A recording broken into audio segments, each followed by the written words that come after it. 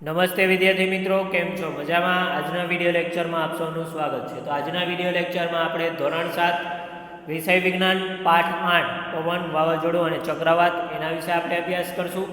તો એના આગળ અભ્યાસ કરતાં પહેલાં આપણે અગાઉના વિડીયો લેક્ચરમાં જે અભ્યાસ કરી ગયા છે તેનું થોડુંક પુનરાવર્તન કરી લઈએ. તો પવન કોને કહેવામાં આવે છે?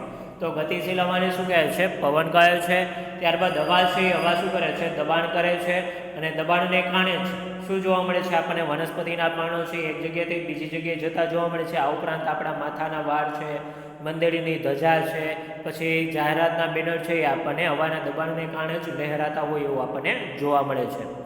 અને ત્યારબાદ પવનની ઝડપ વધે તો ત્યાં તેનું દબાણ શું જોવા મળે છે? આપણને ઘટતું હોય તેવું જોવા મળે છે. તેને સમજવા માટે આપણે 3 પ્રવૃત્તિ જોઈ હતી. કે પ્રવૃત્તિ 8.2માં આપણે જોયું હતું કે એક પ્લાસ્ટિકની બોટલ લઈ અને એના મુખ કરતાં નાના કાગળની એક ટુકડી કાગળનો ટુકડો લઈ અને શું કરવાનો છે? એનો ડૂચો વાળી અને આપણે એક નાનો દડો બનાવવાનો છે. અને પ્લાસ્ટિકની બોટલને એ રીતે આડી પકડવાની છે કે એનું મુખ છે આપણા મુખ તરફ રહે તે રીતે પ્લાસ્ટિકની બોટલને પકડી રાખી અને શું કરવાનું છે? એના મુખમાં આપણે એક આ જે કાગળને ડૂચો વાળી અને દડો બનાવેલો છે એ દડાને મૂકવાનો છે. ત્યારબાદ આપણે જ્યારે એના ઉપર ફૂંક મારીએ છીએ ત્યારે એ બોલ એટલે કે કાગળનો જે ડૂચાનો દડો છે એ આપણને બોટલમાં અંદર તરફ ધકેલાતો જોવા મળતો નથી. એટલે કે ધકેલવાનો પ્રયત્ન કરશું તો એ ધકેલાતો નથી. ત્યારબાદ આપણે પ્રવૃત્તિ 8.3 જોઈ. કે પ્રવૃત્તિ 8.3માં આપણે એ અભ્યાસ કર્યો કે બે સરખા કદના બે ફુગા લઈ તેમાં થોડું પાણી ભરી અને શું કરવાનું છે? એને સરખા કદમાં ફૂલાવવાના છે. ત્યારબાદ બંને ફુગાને પટ્ટી સાથે કે લાકડાની પટ્ટી કે અથવા તો સાયકલના પૈડાનો જે આરો હોય આરા પર શું કરવાનું છે? બંને ફુગાને એવી રીતે બાંધી દેવાના છે કે બંને ફુગા વચ્ચે ઓછામાં ઓછું 8 થી 10 સેમી જેટલું અંતર રહે તે રીતે બંને ફુગાઓને બાંધી દેવાના છે. ત્યારબાદ બંને ફુગાઓની વચ્ચેની જગ્યામાંથી આપણે ફૂંક મારવાનું છે અને શું જોવા મળે છે તેનો આપણે અનુભવ કરવાનો છે. અને ત્યારબાદ પ્રવૃત્તિ 8.4માં આપણે જોયું કે 20 સેમી લાંબી અને 3 સેમી પહોળાઈની બે કાગળની પટ્ટીઓ લઈ અને શું કરવાનું છે? આકૃતિમાં દર્શાવ્યા મુજબ તેને હાથના અંગૂઠા અને પેલી આંગળીથી પકડી રાખી અને ફૂંક મારવાનું છે. તો ફૂંક મારવાથી કાગળની પટ્ટીઓ છે આપણને ઉપરની તરફ ગતિ કરતી હોય તેવું આપણને જોવા મળે છે. ત્યારબાદ આપણે આગળ અભ્યાસ કરીએ તો જોઈએ વિદ્યાર્થી મિત્રો કે જે સ્થાને હવાનું દબાણ ઘટાડે છે કે જેમ પવનની ઝડપ વધે છે એમ પવનની ઝડપ વધવાને કારણે તે સ્થાને શું થશે? હવાનું દબાણ ઘટાડે છે.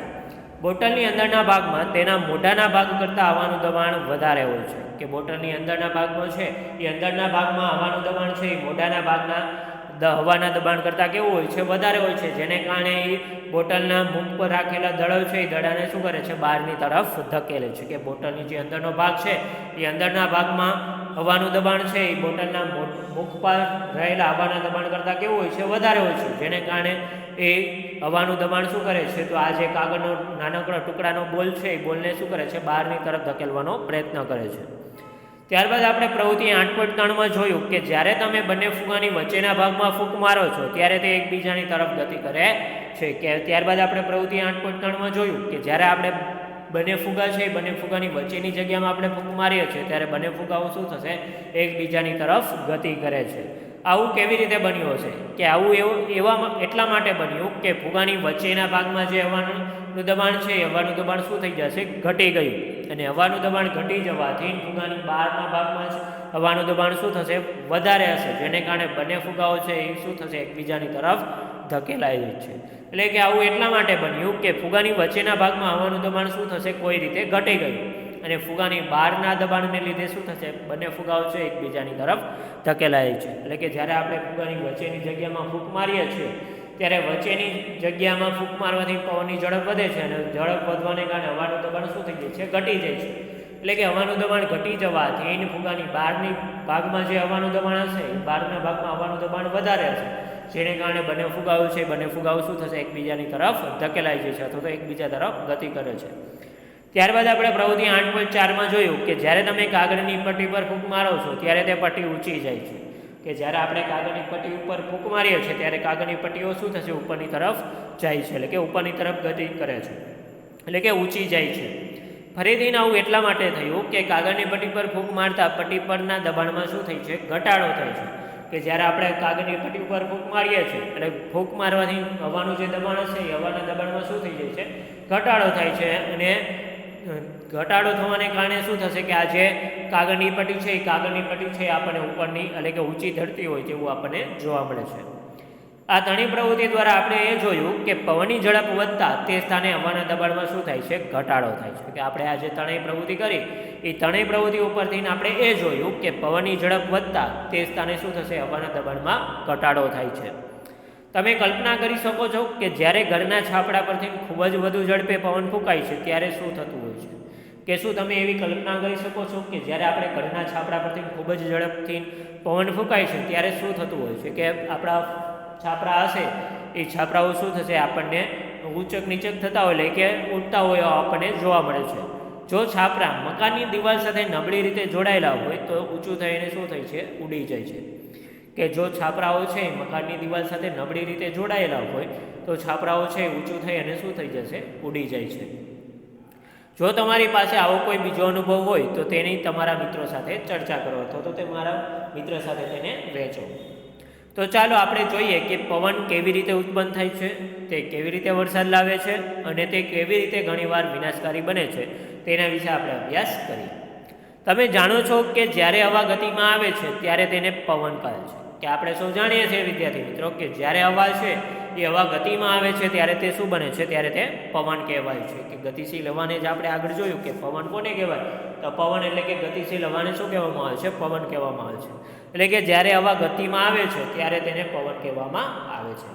હવા હંમેશા વધુ દબાણવાળા વિસ્તારથી ઓછા દબાણવાળા વિસ્તાર તરફ ગતિ કરે છે. કે હવા છે એ હંમેશા ઓછા દબાણવાળા વિસ્તારથી કે વધુ દબાણવાળા, તો વધુ દબાણવાળા વિસ્તારથી ઓછા દબાણવાળા વિસ્તાર તરફ શું કરે છે? ગતિ કરે છે. કે આ એક માર્કના પ્રશ્નમાં પૂછાઈ શકે કે હવા હંમેશા કઈ દિશા તરફ ગતિ કરે છે? તો હવા હંમેશા છે એ ઊંચા દબાણવાળા વિસ્તારથી નીચા દબાણવાળા વિસ્તાર તરફ ગતિ કરે છે. અથવા તો એમસીક્યુમાં પૂછી શકે કે હવા વધુ દબાણવાળા વિસ્તારથી ઓછા દબાણવાળા વિસ્તાર તરફ ગતિ કરે છે કે ઓછા દબાણવાળા વિસ્તારથી વધુ દબાણવાળા વિસ્તાર તરફ ગતિ કરે છે? તો શું આવશે? હવા છે એ હંમેશા વધુ દબાણવાળા વિસ્તારથી ઓછા દબાણવાળા વિસ્તાર તરફ ગતિ કરે છે. જેમ દબાણનો તફાવત વધુ જોવા મળે છે તેમ હવાની ઝડપ કેવી હોય છે? વધુ જોવા મળે છે. કે જેમ દબાણનો તફાવત વધારે હશે એમ હવાનો દબાણનો તફાવત વધારે તેમ હવાની ઝડપ શું જોવા મળે છે? ખૂબ જ વધારે જોવા મળે છે. ત્યારબાદ તમે આકૃતિ 8.3માં જોઈ શકો છો કે ગરમ અને ઠંડા પાણીમાં રહેલ ફુગાનો આકાર. કે ગરમ પાણીમાં રાખેલ ફુગાનો આકાર અને ઠંડા પાણીમાં રાખેલ ફુગાનો આકારમાં શું આપણને તફાવત જોવા મળે છે તે તમે અહીંયા આકૃતિમાં જોઈ શકો છો. કે પહેલાં શું કરવાનું છે કે કસનળીના મોઢા પર બાંધેલો રબરનો ફુગો, કે કસનળી છે એ કસનળીના મોઢા ઉપર શું કરવાનું છે? બાંધેલો રબરનો ફુગો લીધેલો છે. ત્યારબાદ બીજી આકૃતિમાં જોઈ શકો છો કે આ કસનળીના મોઢા પર બાંધેલ રબરના ફુગાને જ્યારે ગરમ પાણીમાં મૂકવામાં આવે છે ત્યારે ગરમ પાણીમાં મૂકવાથી ફુગો છે એ ફુગાના આકારમાં શું જોવા મળે છે? કે ફુગો ફૂલાતો હોય એવો આપણને જોવા મળે છે. એટલે કે ફુગાના કદમાં વધારો થાય છે. ત્યારબાદ ત્રીજી આકૃતિમાં તમે જોઈ શકો છો કે આ કસનળીના મોઢા પર બાંધેલ રબરના ફુગાને જ્યારે આપણે ઠંડા પાણીમાં મૂકીએ છીએ ત્યારે એ ઠંડા પાણીમાં શું થશે? કે જે રબરનો ફુગો છે એ રબરના ફુગો શું થશે? આપણને સંકોચાઈ જતો હોય તેવું આપણને જોવા મળે છે. એટલે કે એના કદમાં ઘટાડો થતો હોય તેવું આપણને જોવા મળે છે. ત્યારબાદ આગળ જોઈએ તો આપણને આપેલું છે ગરમ થવાથી હવાનું કદ શું થાય છે? વધે છે. કે ગરમ છે એ ગરમ થવાથી શું થશે? કે હવાનું કદ છે એ હવાનું કદ શું થાય છે? વધે છે. તેના માટે આપણે જોઈએ પ્રવૃત્તિ 8.5 કે એક કસનળી લો, તેના મોઢા પર રબરના ફુગાને સહેજ ખેંચીને સખતપણે શું કરવાનું છે? એને બાંધી દેવાનું છે. કે શું કરવાનું છે? કસનળી લેવાની છે અને તેના મોઢા પર રબરના ફુગાને સહેજ ખેંચીને સખતપણે શું કરવાનું છે? બાંધી દેવાનું છે. તેને બરોબર ફિટ રાખવા માટે તમે ટેપનો પણ ઉપયોગ કરી શકો છો. કે એક કસનળી લેવાની છે, તેના મોઢા ઉપર રબરના ફુગાને સહેજ ખેંચી અને શું કરવાનું છે? સખતપણે એને ચુસ્તપણે આપણે બાંધી દેવાનું છે. અને બરોબર ફિટ રાખવા માટે તમે સેલો ટેપ એટલે કે ટેપ પટ્ટીનો પણ તમે ઉપયોગ કરી શકો છો. હવે બીકરમાં ગરમ પાણી ભરો, તેમાં ફુગાવાળી કસનળીને મૂકવાની છે. કે હવે શું કરવાનું છે? બીકર લઈને બીકરમાં આપણે ગરમ પાણી ભરવાનું છે અને એ બીકરમાં શું કરવાનું છે? આપણે ફુગાવાળી કસનળી મૂકવાની છે. 2 કે 3 મિનિટ સુધી અવલોકન કરો કે ફુગાના આકારમાં કોઈ ફેરફાર થાય છે. કે આ જે કસનળી છે એ ફુગાવાળી કસનળી શું કરવાનું છે? ગરમ પાણીવાળા બીકરમાં મૂકવાની છે અને 2-3 મિનિટ સુધી મૂકી રાખીને તેનું અવલોકન કરવાનું છે. અને ત્યારબાદ તમે જોઈ શકો છો કે ફુગાના આકારમાં કોઈ આપણને ફેરફાર જોવા મળે છે. તો હા, ફુગાના આકાર છે એટલે કે ફુગાના કદમાં વધારો થતો હોય તેવું આપણને જોવા મળે છે. ત્યારબાદ તેને કસનળીને બહાર કાઢી લો અને તેને ઓરડાના તાપમાને ઠંડી પડવા દો. કે ત્યારબાદ શું કરવાનું છે? કસનળીને બહાર કાઢી લેવાની છે અને ઓરડાના તાપમાને શું કરવાનું છે? એને ઠંડી પડવા દેવાની છે. હવે બીજા બીકરમાં ઠંડુ બરફનું પાણી લઈ અને તેમાં ફુગાવાળી કસનળીને 2 કે 3 મિનિટ સુધી મૂકી રાખવાની છે. શું કરવાનું છે કે બીજા બીકરમાં આપણે ઠંડુ બરફનું પાણી લઈ અને શું કરવાનું છે તેમાં આ જે ફુગાવાળી કસનળી છે એ ફુગાવાળી કસનળીને 2 કે 3 મિનિટ સુધી એમાં મૂકી રાખવાની છે અને ફુગાના આકારમાં થતા ફેરફારનું આપણે અવલોકન કરવાનું છે.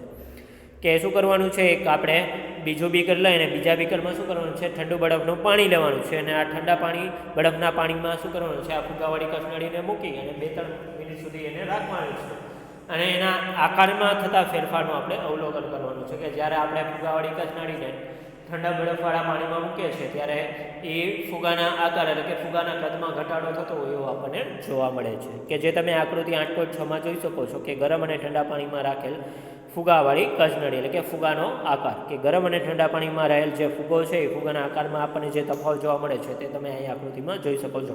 પહેલી આકૃતિમાં આપણને આપેલું છે કે કસનળીના મોઢા ઉપર ચુસ્તપણે બાંધેલો ફુગો છે. ત્યારબાદ બીજી કસનળીમાં બીકરમાં ગરમ પાણી લઈ અને શું કરવાનું છે આ ફુગાવાળી કસનળીને મૂકવાથી શું થશે કે ફુગાનો જે કદ છે એ ફુગાના કદમાં આપણને વધારો જોવા મળે છે. અને ત્રીજું જે આકૃતિ છે એ ત્રીજી આકૃતિમાં શું કરેલું છે ઠંડુ બીકરમાં બરફનું ઠંડુ પાણી લઈ અને તેમાં શું કરવાનું છે ફુગાવાળી કસનળી મૂકવાથી શું થશે કે આ જે ફુગાવાળી કસનળી છે એ ફુગાના કસનળી મૂકવાથી શું થશે ફુગાનો જે આકાર છે એટલે કે ફુગાના કદમાં શું જોવા મળે છે આપણને ઘટાડો જોવા મળે છે. ત્યારબાદ આગળ જોઈએ તો આપણને આપેલું છે કે પ્રથમ અવલોકન પરથી આપણે એવો નિષ્કર્ષ તારવી શકીએ કે ગરમ થવાથી નવા શું થાય છે ફૂલે છે. કે પ્રથમ અવલોકન જે કર્યું એ પ્રથમ અવલોકન પરથી આપણે એવું નિષ્કર્ષણ તારવી શકીએ એટલે કે એવું આપણે તારવી શકીએ કે ગરમ થવાથી નવા શું થાય છે ફૂલે છે કે ગરમ થવાથી નવા ફૂલે છે એટલે કે પ્રસરણ પામે છે. હવે તમે કહી શકો ખરા કે કસનળીને ઠંડી પાડવામાં આવે ત્યારે તેમાંની હવાનું શું થાય છે કે જ્યારે આપણે કસનળીને છે એ ફુગાવાળી કસનળીને જ્યારે ગરમ પાણીમાં મૂકીએ છીએ ત્યારે ગરમ થવાથી નવા શું થાય છે ફૂલે છે એટલે કે પ્રસરણ પામે છે અને પ્રસરણ પામવાથી ફુગો છે એ ફુગાના કદમાં આપણને શું જોવા મળે છે વધારો જોવા મળે છે એટલે કે ફુગાનો કદ છે એ કદમાં આપણને વધારો જોવા મળે છે. હવે આપણે આના ઉપરથી કહી શકીએ ખરા કે કસનળીને જ્યારે આપણે ઠંડા પાણીમાં મૂકીએ છીએ ત્યારે તેમાં હવાનું શું થતું હશે કે હવા શું થતી હશે જ્યારે ગરમ પાણીમાં મૂકવાથી હવા ફૂલાય છે અને જ્યારે ઠંડા પાણીમાં મૂકવાથી હવા શું થાય છે સંકોચાઈ જાય છે જેને કારણે જે આપણે ફુગાવાળી કસનળી જ્યારે ઠંડા પાણીવાળી બીકરમાં મૂકીએ છીએ ત્યારે ઠંડા પાણીવાળા બીકરમાં મૂકવાથી શું થશે કે જે ફુગો છે ફુગાનો કદમાં શું થાય છે કદમાં ઘટાડો થાય છે એટલે કે ફુગો સંકોચાઈ જાય તેવું આપણને જોવા મળે છે. અને ગરમ થવાથી હવા શું થશે હવા ફૂલાય છે ને જેને કારણે આપણને ફુગાના કદમાં વધારો જોવા મળે છે અને ઠંડુ પડવાથી હવાનું શું થાય છે હવાનું કદ સંકોચાઈ જાય છે એટલે કે હવા સંકોચાઈ જવાથી ફુગો છે એ ફુગાના કદમાં આપણને ઘટાડો થતો જોવા મળે છે. હવે પછીની રસપ્રદ પ્રવૃત્તિ વડે તમે ગરમ હવા વિશે વધુ સમજ મેળવી શકો છો કે હવે પછીની જે પ્રવૃત્તિ છે એ પ્રવૃત્તિ વડે તમે ગરમ હવા વિશે વધુ સમજ આપણે મેળવી શકીએ છીએ. તો જોઈએ પ્રવૃત્તિ 8.6 કે પ્રવૃત્તિ 8.6માં આપણને આપેલું છે કે સમાન કદની 2 કાગળની ખાલી કોથળીઓ અથવા તો ખાલી પેપર કપ લેવાના છે. કે શું કરવાનું છે સમાન કદની 2 કાગળની ખાલી કોથળીઓ લેવાની છે અથવા તો ખાલી પેપર કપ લેવાના છે. કે આઈસ્ક્રીમ માટેના સામાન્ય રીતે કપ પણ તમે લઈ શકો છો કે આઈસ્ક્રીમ માટેના જે કપ હોય એ આઈસ્ક્રીમ માટેના સામાન્ય રીતે કપનો પણ તમે ઉપયોગ કરી શકો છો. હવે સાવચેતી શું રાખવાની છે કે સળગતી મીણબત્તી વડે કામ કરવામાં કાળજી રાખવી કે સળગતી મીણબત્તી છે એ સળગતી મીણબત્તી સાથે કામ કરવામાં શું કરવું જોઈએ આપણે કાળજી રાખવી જોઈએ. એટલે કે સમાન કદની 2 કાગળની ખાલી કોથળીઓ લેવાની છે અથવા તો તમે ખાલી પેપર કપ પણ લઈ શકો છો. એના માટે તમે આઈસ્ક્રીમના જે કપ હોય છે એ આઈસ્ક્રીમના કપનો પણ સામાન્ય રીતે તમે વપરાશ કરી શકો છો. હવે ધાતુ કે લાકડાના સળિયાના બંને છેડા પર તેઓનો ખુલ્લો ભાગ નીચે આવે તે રીતે ઊંધી ગોઠવવાની છે કે આકૃતિમાં તમે જોઈ શકો છો કે ગરમ હવા ઊંચે ચડે તે આકૃતિમાં દર્શાવવામાં આવ્યું છે કે 2 કાગળની ખાલી કોથળીઓ લેવાની છે અથવા તો ખાલી પેપર કપ લેવાના છે કે જે તમને લાકડાના સળિયા અથવા તો ધાતુના સળિયાના બંને છેડા શું કરવાનું છે કે તેના ખુલ્લા છેડાઓ છે નીચેની તરફ રહે તે રીતે શું કરવાનું છે આ કાગળની ખાલી કોથળીઓ અથવા તો ખાલી પેપર કપ છે ખાલી પેપર કપને શું કરવાનું છે એ રીતે ગોઠવવાના છે. ત્યારબાદ આગળ આપણે જોઈએ તો આગળ આપણને અહીંયા આપેલું છે કે રાખીને દોરી વડે લટકાવી દો. હવે સળિયાની મધ્ય ભાગમાં દોરડાનો ટુકડો બાંધી અને આકૃતિ 8.7 મુજબ ત્રાજવા જેવી રચના તૈયાર કરવાની છે. કે શું કરવાનું છે પહેલાં તો 2 ખાલી કાગળની કોથળીઓ અથવા તો ખાલી પેપર કપ લેવાના છે. એના માટે પેપર કપની જગ્યાએ તમે આઈસ્ક્રીમ કપનો પણ ઉપયોગ કરી શકો છો. ત્યારબાદ બંનેને શું કરવાનું છે કે ધાતુની અથવા તો લાકડાની પટ્ટી લઈ અને બંને છેડાએ આ કપને અથવા તો કાગળની કોથળીઓને એ રીતે બાંધવાની છે કે બંને કાગળની કોથળીઓના મુખ છે એ નીચેની તરફ રહે તે રીતે શું કરવાનું છે, બંને કોથળીઓને ધાતુની પટ્ટી છે એ ધાતુની પટ્ટી અથવા તો લાકડાની પટ્ટીના બંને છેડે એ રીતે બાંધી દેવાની છે. ત્યારબાદ આ જે લાકડાની પટ્ટી છે એ પટ્ટીની મધ્યમાં દોરાને એ રીતે દોરાનો ટુકડો એ રીતે બાંધી દેવાનો છે કે ત્રાજો જેવી રચના તૈયાર થાય એ રીતે શું કરવાનું છે, લાકડાની પટ્ટીની મધ્યમાં આપણે દોરો બાંધવાનો છે. હવે આકૃતિમાં દર્શાવ્યા મુજબ કોઈ એકની નીચે સળગતી મીણબત્તી મૂકવાની છે કે આકૃતિમાં દર્શાવ્યા મુજબ શું કરવાનું છે, કોઈ એક કોથળીની નીચે અથવા તો કોઈ એક કાગળ કપ છે એ કાગળના કપની નીચે શું કરવાનું છે, સળગતી મીણબત્તી મૂકવાની છે. શું થાય છે તે તમે જુઓ અને શું આપણને જોવા મળે છે તેનું આપણે અવલોકન કરવાનું છે. કોથળીઓ વડે બનેલા ત્રાજવાનું સંતુલન શા માટે ખોરવાઈ ગયું? કે કોથળીઓ બનેલું જે ત્રાજવું છે એ કોથળીઓ વડે બનેલા ત્રાજવાનું સંતુલન છે એ સંતુલન શા માટે ખોરવાઈ ગયું તેનું તમે અવલોકન કરો. શું આ પ્રવૃત્તિ દર્શાવે છે કે ગરમ હવા ઊંચે જાય છે? જ્યારે ગરમ હવા ઉપર જાય છે ત્યારે તે કોથળીને ઉપરની તરફ ખેંચે છે. કે આ શું આ પ્રવૃત્તિ એવું દર્શાવે છે કે ગરમ હવા છે ગરમ હવા હંમેશા ઉપરની તરફ એટલે કે ઊંચે જાય છે અને જ્યારે ગરમ હવા ઉપર તરફ જાય છે ત્યારે તે કોથળીને શું કરે છે, ઉપરની તરફ ધકેલે છે અને ત્રાજવાનું આ સંતુલન શું થશે એવું સૂચવે છે કે ગરમ હવા ઠંડી હવા કરતાં કેવી હોય છે, હલકી હોય છે. અને ત્રાજવાનું સંતુલન એવું દર્શાવે છે કે જ્યારે આપણે સળગતી મીણબત્તીને આપણે એક કોથળીની નીચે રાખીએ છીએ ત્યારે કોથળીની નીચે રાખવાથી શું થશે કે ત્રાજવાનું જે સંતુલન હશે એ ત્રાજવાનું સંતુલન શું થઈ જાય છે, ખોરવાઈ જાય છે. અને આ પ્રવૃત્તિ એવું દર્શાવે છે કે ગરમ હવા છે એ ગરમ હવા હંમેશા શું થશે, ઉપરની તરફ એટલે કે ઊંચે જાય છે અને ગરમ હવા ઊંચે જવાથી શું થશે કે કોથળી છે એ કોથળી પણ ઊંચે તરફ એટલે કે ઉપરની તરફ ગતિ કરે છે અને જેને કારણે ત્રાજવાનું સંતુલન છે એ ત્રાજવાનું સંતુલન શું થઈ જાય છે, ખોરવાઈ જાય છે. અને ત્રાજવાનું સંતુલન એવું સૂચવે છે કે ગરમ હવા હંમેશા કેવી હોય છે, હલકી હોય છે. કે ગરમ હવા હલકી હોવાથી શું થશે, ઉપરની તરફ ગતિ કરે છે જેને કારણે ત્રાજવાનું જે સંતુલન છે એ ત્રાજવાનું સંતુલન શું થઈ જાય છે, ખોરવાઈ જાય છે. હવે તમે સમજાવી શકો છો કે શા માટે ધુમાડો હંમેશા ઉપરની તરફ જ ગતિ કરે છે. તો હવે આના ઉપરથી તમે સમજાવી શકો છો કે શા માટે ધુમાડો છે એ ધુમાડો હંમેશા ઉપરની તરફ જ ગતિ કરે છે. કારણ કે ધુમાડો છે એ ગરમ હોય છે અને ગરમ હોવાથી કારણે શું થશે, વજનમાં હલકો હોય છે અને હલકો હોવાને કારણે તે ઉપરની તરફ ગતિ કરે છે. એટલા માટે ધુમાડો છે એ હંમેશા ઉપરની તરફ જ ગતિ કરે છે. વળી એ પણ યાદ રાખવું જરૂરી છે કે ગરમ થવાથી હવા ફેલાય છે અને તે વધુ જગ્યા રોકે છે. વળી એ પણ યાદ રાખવું જરૂરી છે વિદ્યાર્થી મિત્રો કે ગરમ થવાથી હવા શું થાય છે, ફેલાઈ જાય છે એટલે કે પ્રસરણ પામે છે અને શું કરે છે, વધુ જગ્યા રોકે છે. જ્યારે કોઈ વસ્તુ વધુ જગ્યા રોકે છે ત્યારે તે વજનમાં હલકી બને છે. કે જ્યારે કોઈ વસ્તુ છે એ વધુ જગ્યા રોકે છે ત્યારે શું થઈ જશે, તે વજનમાં હલકી બની જાય છે.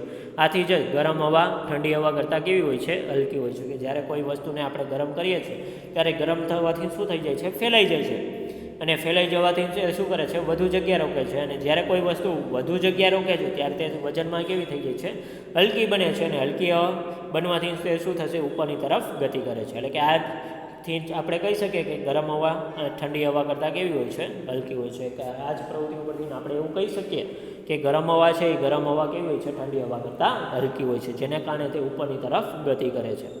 આ કારણે જ ધુમાડો છે એ ધુમાડો ઉપરની તરફ જાય છે. કે આ જ પ્રવૃત્તિને કારણે એટલે કે આના ઉપરથી જ આપણે કહી શકીએ કે ધુમાડો છે એ ધુમાડો હંમેશા ઉપરની તરફ જ ગતિ કરે છે. કારણ કે ગરમ થવાને કારણે શું થશે, પ્રસરણ પામે છે એટલે કે ફેલાય છે અને ફેલાવાથી વધુ જગ્યા રોકે છે અને વધુ જગ્યા રોકવાને કારણે તે શું થશે, વજનમાં હલકી બને છે અને વજનમાં હલકી બનવાથી તે શું થશે કે એ ઉપરની તરફ ગતિ કરે છે. એટલે કે ગરમ હવા હશે એ ઠંડી હવા કરતાં કેવી હોય છે, વજનમાં હલકી હોય છે જેને કારણે ધુમાડો છે એ ધુમાડો આપણને ઉપરની તરફ ગતિ કરતો હોય એવું જોવા મળે છે. કુદરતમાં એવી અનેક પરિસ્થિતિઓ સર્જાય છે કે જેમાં કોઈ સ્થળની હવા ગરમ થઈને ઉપર જાય છે તે સ્થળે હવાનું દબાણ ઘટે છે. કે કુદરતમાં એવી અનેક પરિસ્થિતિઓ સર્જાય છે કે જેમાં કોઈ સ્થળની હવા છે એ કોઈ સ્થળની હવા ગરમ થઈને શું થાય છે, ઉપર જાય છે અને તે સ્થળને હવાનું દબાણ શું કરે છે, ઘટાડે છે. આથી જ ઠંડી હવા તે જગ્યા પૂર્વા ઘસી આવે છે. કે ગરમ હવા છે ગરમ હવાનું દબાણ શું થશે, ઘટી જાય છે જેને કારણે તે ઉપરની તરફ ગતિ કરે છે અને આજુબાજુની જે ઠંડી હવા છે એ ઠંડી હવા શું થશે, આની જગ્યા પૂરવા માટે શું આવે છે, ત્યાં ઘસી આવે છે. એટલે કે ઠંડી હવા તે જગ્યા પૂરવા માટે ત્યાં ઘસી આવે છે જેથી હવાનું સંવહન થાય છે અને જે તમે પ્રકરણ 4માં શીખી ગયા છો. કે આ રીતે શું થશે કે ગરમ હવા છે ગરમ હવા ઉપરની તરફ ગતિ કરે છે અને આજુબાજુની જે ઠંડી હવા છે એ આ જગ્યા પૂરવા માટે શું થશે, ખસી આવે છે.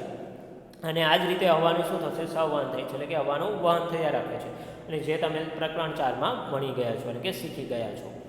ત્યારબાદ આગળ જોઈએ તો પૃથ્વી પરની સપાટી અસમાન રીતે ગરમ થવાને કારણે પવનનો પ્રવાહ ઉત્પન્ન થાય છે. કે પૃથ્વી પરની જે સપાટી છે એ પૃથ્વી પરની સપાટી અસમાન રીતે, એટલે કે ચોક્કસ રીતે, એટલે કે બધી જગ્યાએ સમાન રીતે ગરમ થતી નથી. એટલે કે અસમાન રીતે ગરમ થવાને કારણે શું થશે કે પવનનો પ્રવાહ છે એ પવનનો પ્રવાહ શું હોય છે, ઉત્પન્ન થતો આપણને જોવા મળે છે. આ પરિસ્થિતિઓ નીચે મુજબ છે. તો આ જે પરિસ્થિતિઓ આપણને જોવા મળે છે એ નીચે મુજબ આપણને પરિસ્થિતિઓ જોવા મળે છે. પહેલું છે આપણને એ કે ધ્રુવ પ્રદેશો તથા વિષુવવૃત્તીય પ્રદેશોનું અસમાન રીતે ગરમ થવું. કે ધ્રુવ પ્રદેશો તથા વિષુવવૃત્તીય પ્રદેશો છે એ વિષુવવૃત્તીય પ્રદેશો અને ધ્રુવ પ્રદેશોનું અસમાન રીતે ગરમ થવું. તમે ભૂગોળમાં કદાચ ભણ્યા છો કે વિષુવવૃત્ત પાસેના પ્રદેશો સૂર્યના પ્રકાશ વડે મહત્તમ ગરમ થાય છે. કે તમે ભૂગોળમાં કદાચ ભણ્યા હશો કે વિષુવવૃત્ત પાસેના જે પ્રદેશો છે એ વિષુવવૃત્ત પાસેના પ્રદેશો સૂર્યના પ્રકાશ વડે શું થશે, મહત્તમ ગરમ થાય છે. અને તે વિસ્તારોની હવા પણ કેવી હોય છે, ગરમ થાય છે. ગરમ હવા ઊંચે ચડે છે અને 0 થી 30 અક્ષાંશના પ્રદેશોના બંને બાજુના પટ્ટામાં આવેલી ઠંડી હવા વિષુવવૃત્તીય પ્રદેશ તરફ શું થશે, ગતિ કરવા લાગે છે. કે તમે ભૂગોળમાં કદાચ ભણ્યા હશો કે વિષુવવૃત્ત પાસેના જે પ્રદેશો હશે એ સૂર્યના પ્રકાશને કારણે શું થશે, પ્રકાશ વડે મહત્તમ ગરમ થાય છે. અને મહત્તમ ગરમ થવાને કારણે શું થશે, ત્યાંની જે હવા હશે એ હવા પણ શું થાય છે, ગરમ થાય છે. અને ગરમ હવા ઊંચે ચડે છે જેને કારણે 0 થી 30 અક્ષાંશના જે પ્રદેશો હશે એ પ્રદેશોની બંને બાજુના જે પટ્ટા હશે એ બંને બાજુના પટ્ટામાં આવેલી ઠંડી હવા શું થશે, વિષુવવૃત્તના પ્રદેશ તરફ શું થશે, વિષુવવૃત્ત પાસેના પ્રદેશો તરફ શું થશે, ગતિ કરવા લાગે છે. આ પવનના ફૂંકાવાની દિશા ઉત્તર અને દક્ષિણ દિશાથી વિષુવવૃત્ત તરફની હોય છે. કે આ જે પવન હોય છે એ પવનના ફૂંકાવાની દિશા કઈ તરફ હોય છે, તો આવા પવનના ફૂંકાવાની દિશા છે એ ઉત્તર અને દક્ષિણ દિશાથી વિષુવવૃત્ત તરફની હોય છે. એટલે કે ઉત્તર અને દક્ષિણ દિશા તરફથી વિષુવવૃત્ત તરફની હોય છે. ધ્રુવ પ્રદેશો પાસેની હવા લગભગ 60 ડિગ્રી અક્ષાંશવાળા પ્રદેશ કરતાં ઠંડી હોય છે. કે ધ્રુવ પ્રદેશો હશે તો એ ધ્રુવ પ્રદેશો પાસેની જે હવા હશે એ હવા લગભગ કેવી હોય છે, 60 ડિગ્રી અક્ષાંશવાળા પ્રદેશ કરતાં કેવી હોય છે, ઠંડી હોય છે. અને આ અક્ષાંશ આગળની ગરમ ઉફાળી હવા ઊંચે ચડે છે અને ધ્રુવ પ્રદેશની ઠંડી હવા તેની જગ્યા લેવા ઘસી આવે છે. કે ધ્રુવ પ્રદેશો પાસેની જે હવા હશે એ ધ્રુવ પ્રદેશો પાસેની હવા કેવી છે, લગભગ 60 ડિગ્રી સેલ્સિયસ ડિગ્રી અક્ષાંશવાળા પ્રદેશ કરતાં ઠંડી હોય છે. કે 60 ડિગ્રી અક્ષાંશવાળા જે પ્રદેશો હશે એ 60 ડિગ્રી અક્ષાંશવાળા પ્રદેશો કરતાં ઠંડી હોય છે. અને આ અક્ષાંશ આગળની ગરમ ઉફાળી હવા શું થશે, ઊંચે ચડે છે. એટલે કે આ અક્ષાંશવાળી જે ગરમ ઉફાળી હવા હશે એ ગરમ ઉફાળી હવા શું થશે, ઉપરની તરફ ગતિ કરે છે, એટલે કે ઉપરની તરફ ચડે છે. અને ધ્રુવ પ્રદેશની જે ઠંડી હવા હશે એ ધ્રુવ પ્રદેશ તરફની ઠંડી હવા શું થશે, તેની જગ્યા લેવા માટે ઘસી આવે છે. આ રીતે આકૃતિ 8.8માં દર્શાવ્યા મુજબ ધ્રુવ પ્રદેશોથી ઉફાળા ગરમ પ્રદેશો વચ્ચે પવનનો પ્રવાહ રચાય છે. કે આ જ રીતે તમે આકૃતિ 8.8માં જોઈ શકો છો કે ધ્રુવ પ્રદેશોથી કે ધ્રુવ પ્રદેશો છે એ ધ્રુવોથી ઉફાળા ગરમ પ્રદેશો તરફ શું થશે, પવનનો પ્રવાહ રચાય છે. કે ધ્રુવોથી જે ઉફાળા ગરમ પ્રદેશો છે એ ધ્રુવ પ્રદેશોથી ઉફાળા ગરમ પ્રદેશો તરફ શું થશે, પ્રવાહનો પ્રવાહ રચાય છે. કે જે તમે આકૃતિ 8.8માં જોઈ શકો છો કે પૃથ્વીની સપાટીથી અસમાન ગરમ થવાની ઘટનાને લીધે રચાતા પવનના પ્રવાહનો ઢાંચો અહીં આપણને આપેલો છે. કે જે ગરમ હવા છે એ ગરમ હવા ઉપરની તરફ ચડે છે અને તેની સ્થાને જે ધ્રુવ પ્રદેશની ઠંડા હવા છે એ ધ્રુવ પ્રદેશની ઠંડી હવા તેની જગ્યા લેવા માટે શું કરે છે, ઘસી આવે છે. એના માટે જે તમે આકૃતિ 8.8 આપેલી છે એ આકૃતિ 8.8માં તમે જોઈ શકો છો કે ધ્રુવોથી ઉફાળા ગરમ પ્રદેશો તરફ વચ્ચે શું થશે, પ્રવાહનો એક આખો પ્રવાહ રચાય છે. ત્યારબાદ આગળ જોઈએ તો આપણને આપેલું છે જમીન અને પાણીનું અસમાન રીતે ગરમ થવું. કે જમીન અને પાણી છે એ જમીન અને પાણીનું અસમાન રીતે ગરમ થવાને કારણે જે ઘટના ઉદ્ભવે છે તેના વિશે આપણે જોઈએ. તો જમીન અને પાણીનું અસમાન રીતે ગરમ થવું. કે તમે પ્રકરણ 4માં દરિયાઈ પ્રવાહો અને જમીનના પ્રવાહો વિશે વાંચ્યું હશે. કે પ્રકરણ 4 એટલે કે પાઠ 4માં તમે દરિયાઈ પ્રવાહો અને જમીનના જે પ્રવાહો હશે એ જમીનના પ્રવાહો અને દરિયાઈ પ્રવાહો વિશે તમે વાંચ્યું હશે. ઉનાળામાં વિષુવવૃત્તની નજીક જમીન ઝડપથી ગરમ થાય છે. કે ઉનાળામાં શું થશે કે વિષુવવૃત્તની નજીક જમીન છે એ વિષુવવૃત્તની નજીકની જમીન શું થશે, ઝડપથી ગરમ થાય છે. અને મોટાભાગના સમયે જળાશય તથા સમુદ્રની સાપેક્ષે જમીનનું તાપમાન કેવું હોય છે, ઊંચું હોય છે. કે ઉનાળામાં શું થશે કે વિષુવવૃત્તની નજીકની જે જમીન હશે એ જમીન શું થશે, ઝડપથી ગરમ થઈ જાય છે. અને મોટાભાગના સમયે જળાશય છે એ જળાશય તથા સમુદ્રની સાપેક્ષે જમીન છે એ જમીનનું તાપમાન કેવું હોય છે, ખૂબ જ ઊંચું હોય છે. જમીન પરથી હવા ગરમ થઈને ઊંચે ચડે છે, કે જમીન પરથી જે હવા હશે એ જમીન પરની હવા ગરમ થઈ અને શું થશે, જમીન પરની હવા ગરમ થઈને ઉપરની તરફ ગતિ કરે છે, એટલે કે ઊંચે ચડે છે, જેને કારણે પવનનો પ્રવાહ હશે એ પવનનો પ્રવાહ સમુદ્ર તરફથી જમીન તરફ હોય છે, કે તેને કારણે જે ગરમ હવા હશે જમીનની નજીકની જે હવા છે એ ગરમ થઈ અને શું થશે, ઉપરની તરફ ચડે છે, અને જેને કારણે પવનનો જે પ્રવાહ છે એ સમુદ્ર તરફથી કેવો હશે, સમુદ્ર તરફથી જમીનની તરફનો હોય છે, કે ગરમ હવા હશે કે જમીનની નજીકની જે હવા છે એ શું થશે કે જમીન ગરમ થવાને કારણે ગરમ થવાથી ઉપરની તરફ એટલે કે ઊંચે ચડે છે, અને જેને કારણે પવનનો પ્રવાહ છે એ પવનનો પ્રવાહ શું થશે કે સમુદ્ર તરફથી જમીન તરફ હોય એવું આપણને જોવા મળે છે, જેને મોસમી પવનો કહેવામાં આવે છે, કે જે તમે આગળ આકૃતિ 8.9માં જોઈ શકો કે મોસમી પવનો કેને કહેવામાં આવે છે, કે જે પવનો પ્રવાહ સમુદ્ર તરફથી જમીનની તરફ હોય તેને મોસમી પવનો કહેવામાં આવે છે, કે આ એક માર્કના પ્રશ્નમાં પૂછી શકે કે મોસમી પવનો કોને કહે છે, તો મોસમી પવનો કોને કહેવામાં આવે છે, કે જે પવનોનો પ્રવાહ સમુદ્ર તરફથી જમીનની તરફ હોય તેવા પ્રવાહને શું કહે છે, મોસમી પવનો કહેવામાં આવે છે, કે જે પવનનો પ્રવાહ સમુદ્ર તરફથી જમીન તરફ હોય તેવા પવનના પ્રવાહને મોસમી પવનો કહેવામાં આવે છે, કે જે તમે આગળ આકૃતિ 8.9માં જોઈશો, કે મોન્સૂન શબ્દ અરબી શબ્દ મોસમ પરથી આવેલો છે, કે જેનો અર્થ ઋતુ થાય છે, કે મોન્સૂન છે એ મોન્સૂન શબ્દ શેના ઉપરથી ઉતરી આવ્યો છે, કે તો મોન્સૂન શબ્દ છે એ અરબી શબ્દ મોસમ પરથી આવેલો, અને એનો અર્થ એવો થાય છે કે ઋતુ, એવો એનો અર્થ થાય છે, કે મોન્સૂન શબ્દ છે તો એ મોન્સૂન શબ્દ અરબી શબ્દ મોસમ પરથી આવેલો છે, અને જેનો અર્થ ઋતુ એવો થાય છે, એટલે કે આનો એક માર્કમાં એમસીક્યુમાં પૂછી શકે કે મોન્સૂન શબ્દનો અરબી અર્થ શું થાય છે, તો મોન્સૂન શબ્દનો અરબી અર્થ શું થાય છે, મોસમ થાય છે, અને જેનો અર્થ આપણને ઋતુ એવો થાય છે. શિયાળામાં પવનના પ્રવાહની દિશા ઉલટાય છે, કે શિયાળામાં શું થશે કે પવનના જે પ્રવાહ હશે, કે ઉનાળામાં આપણને પવનનો જે પ્રવાહ છે એ પવનના પ્રવાહની દિશા કઈ તરફ જોવા મળે છે, તો સમુદ્રની સપાટીથી જમીન તરફ જોવા મળે છે, અને જ્યારે શિયાળામાં આ જે પવન હશે એ પવનના પ્રવાહની દિશા શું થઈ જાય છે, ઉલટાઈ જાય છે, કે જે જમીનથી સમુદ્ર તરફની હોય છે, કે આપણને ઉનાળામાં પવનના પ્રવાહ છે એ પવનના પ્રવાહની દિશા આપણને કઈ તરફ જોવા મળે છે, તો સમુદ્ર તરફથી જમીનની તરફ જોવા મળે છે, અને જ્યારે શિયાળામાં જે પવનની હશે એ પવનની પ્રવાહની ઝડપ આપણને પવનના પ્રવાહ છે તો એ પવનના પ્રવાહની દિશા આપણને ઉલટાઈ ગયેલી જોવા મળે છે, એટલે કે કઈ દિશામાં જોવા મળે છે, તો જમીનથી સમુદ્ર તરફની આપણને જોવા મળે છે, કે જે તમે આકૃતિ 8.10માં જોઈ શકો છો. તો આ ઉનાળામાં આ એક માર્કના પ્રશ્નમાં આ રીતે પૂછી શકે કે ઉનાળામાં પવનોનો પ્રવાહ કઈ દિશામાં હોય છે, તો ઉનાળામાં પવનનો પ્રવાહ છે એ કઈ દિશામાં જોવા મળે છે, તો સમુદ્ર તરફથી જમીનની તરફ જોવા મળે છે, અને શિયાળામાં પવનોનો પ્રવાહ કઈ દિશામાં આપણને જોવા મળે છે, તો શિયાળામાં આપણને પવનનો પ્રવાહ છે એ જમીનથી સમુદ્રની તરફ જોવા મળે છે, કે જે તમે આકૃતિ 8.10માં જોઈ શકો છો. સમુદ્ર પરથી આવતો પવન પાણીની વરાળ અને વરસાદ લાવે છે, કે સમુદ્ર પરથી આવતો જે પવન હશે એ પવન પાણીની વરાળ અને વરસાદ લાવે છે, કે જે જળચક્રનો શું છે એક ભાગ દર્શાવે છે, કે સમુદ્ર ઉપરથી આવતો જે પવન છે એ સમુદ્ર પરથી આવતો પવન શું લાવે છે, તો પાણીની વરાળ અને વરસાદ લાવે છે, અને જે શું છે એક જળચક્રનો જ એક ભાગ છે.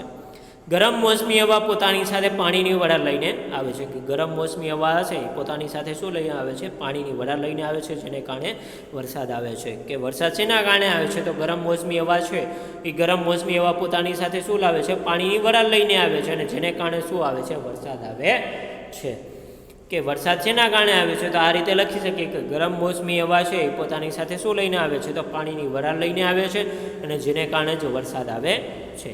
કે વાદળો વરસાદ લાવીને આપણને આનંદનો અનુભવ કરાવે છે, તો વાદળો છે એ વાદળો વરસાદ લાવીને શેનો આપણને, તો આપણને આનંદનો અનુભવ કરાવે છે. આપણા દેશના ખેડૂતો પાક માટે મોટે ભાગે વરસાદ પર જ આધાર રાખે છે, કે વાદળો છે એ વાદળો વરસાદ લાવી અને આપણને શેનો અનુભવ કરાવે છે, તો આપણને આનંદનો અનુભવ કરાવે છે, અને આપણા દેશના ખેડૂતો પાક માટે મોટે ભાગે શેના ઉપર આધાર રાખે છે, તો વરસાદ પર જ આધાર રાખે છે. વાદળો અને વરસાદ માટે ઘણા લોકગીતો પ્રચલિતો છે, અને એટલા આગળ આપણને એવું આપેલું છે કે વાદળો અને વરસાદ માટે ઘણા બધા લોકગીતો છે એ ઘણા બધા લોકગીતો પ્રચલિત આપણને જોવા મળે છે. તો અહીંયા સુધી રાખીએ વિદ્યાર્થી મિત્રો, આવતા વિડીયો લેક્ચરમાં આપણે આગળ અભ્યાસ કરીશું. તો ત્યાં સુધી દરેક વિદ્યાર્થી મિત્રોને જય હિન્દ, જય ભારત.